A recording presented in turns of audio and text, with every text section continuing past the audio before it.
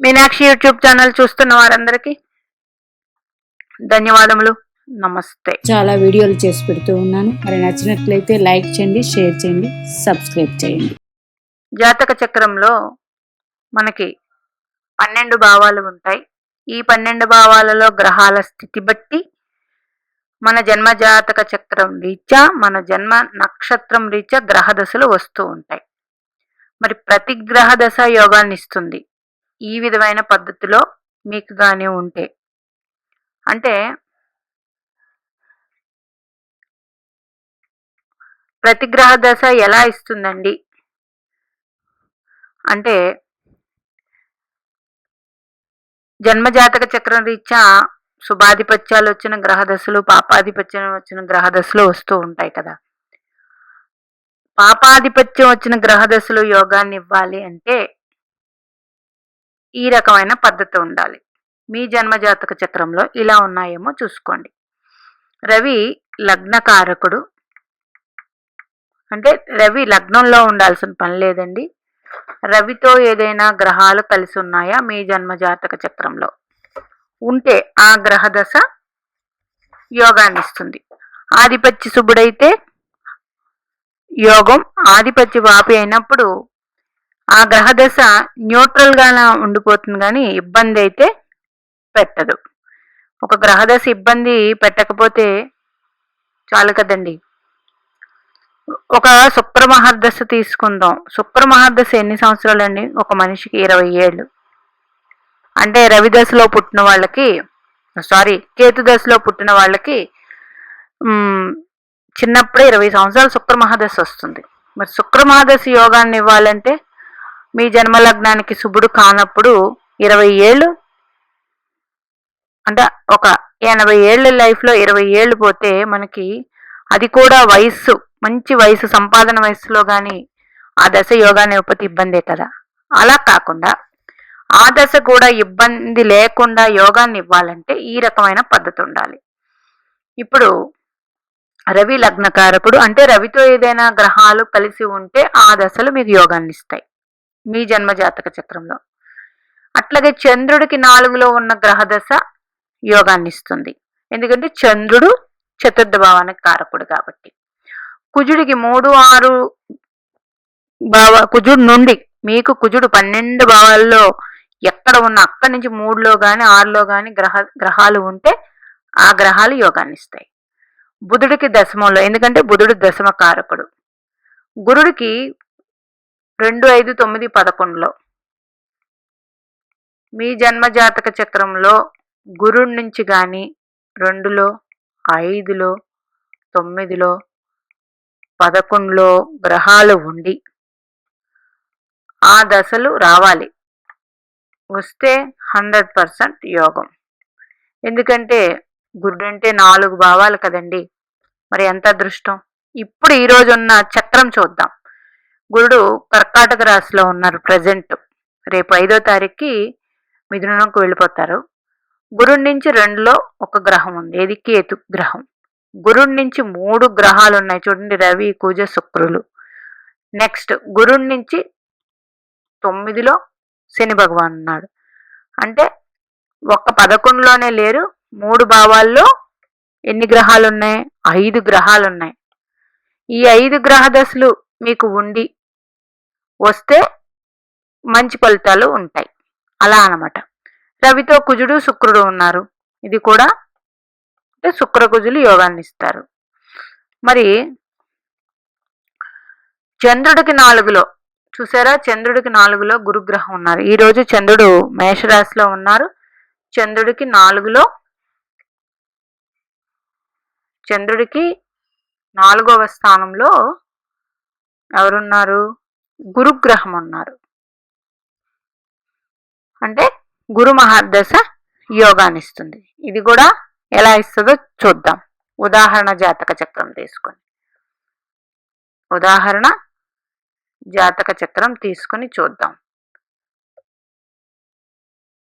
ఎలా అంటే, ఒక మకర లగ్న జాతకులు,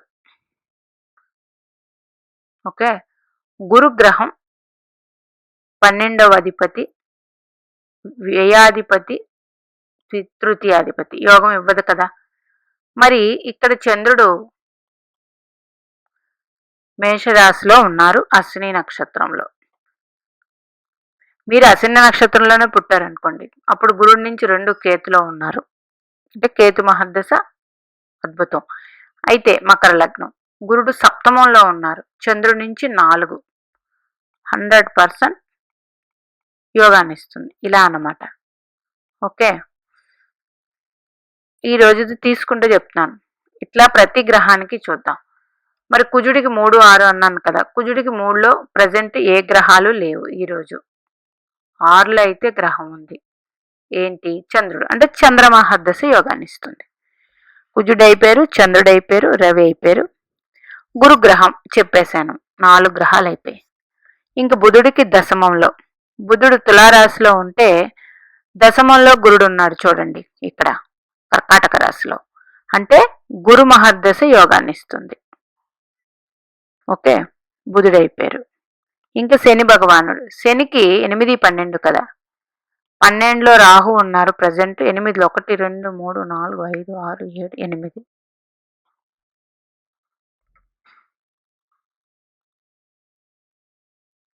బుధుడు ఉన్నారు, అంటే బుధ మహర్దశ యోగాన్ని ఇస్తుంది. ఇలాగా తీసుకోండి. కానీ శనికి 12లో ఉండాలంటే అప్పుడు ఏ లగ్నం అవ్వాలి? మీన లగ్నం అయ్యి శని భగవానుడికి 12లో రాహువు, శని భగవానుడికి అష్టమంలో బుధుడు. అప్పుడు ఈ బుధ మహర్దశ రాహు మహర్దశ యోగాన్ని ఇస్తుంది. అదే కుంభ లగ్నం అయిందనుకోండి, శని భగవానుడికి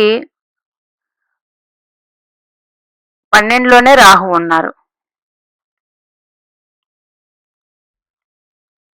లగ్నం. శని భగవానుడికి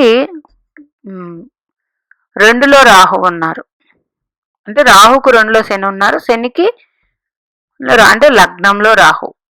ఇది కూడా యోగాన్ని ఇస్తుంది. ఇలాగా తీసుకోండి. మరి మీ జన్మ జాతక చక్రం తీసి చూసినప్పుడు, ఎందుకంటే జన్మ లగ్నం బట్టి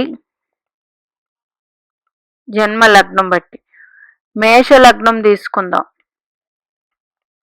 మేషలగ్నం లగ్న పంచమ భాగ్యాధిపతులు అంటే కుజ, రవి, గురుదశలు యోగాన్ని ఇస్తాయి. మరి 3 బుధ దశ, మేష లగ్నానికి బుధ మహర్దశ, మరి అట్లాగే శని మహర్దశ యోగం ఇవ్వరు. కానీ ఇక్కడ చెప్పిన ఫార్ములా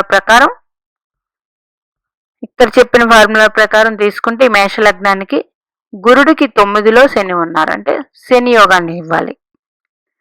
ఓకే, మరి బుధుడు శనికి అష్టమంలో ఉన్నారు, అంటే బుధ మహర్దశ కూడా యోగాన్ని ఇవ్వాలి.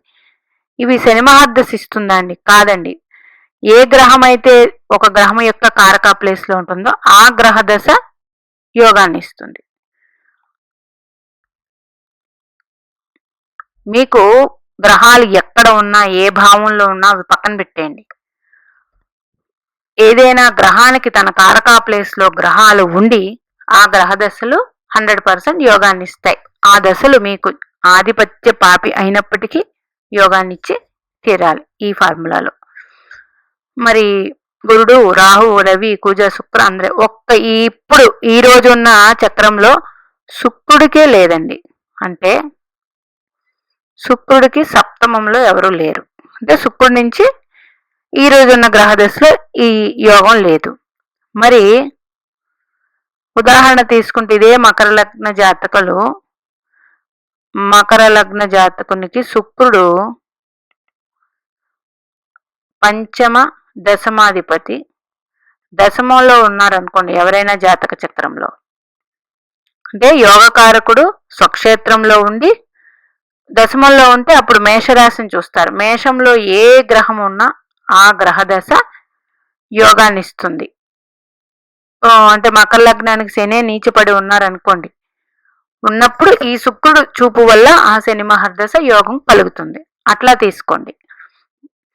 అందుకని గ్రహాలు అనుకూలమైన పరిస్థితిలో లేనప్పటికీ ఇప్పుడు చెప్పిన ఫార్ములా ప్రకారం మీకు కానీ మీ జన్మజాతక చక్రంలో ఉంటే చూడండి. అంటే మీ జన్మజాతక చక్రంలో రవితో ఏదైనా గ్రహాలు ఉన్నాయా టిక్ పెట్టుకోండి.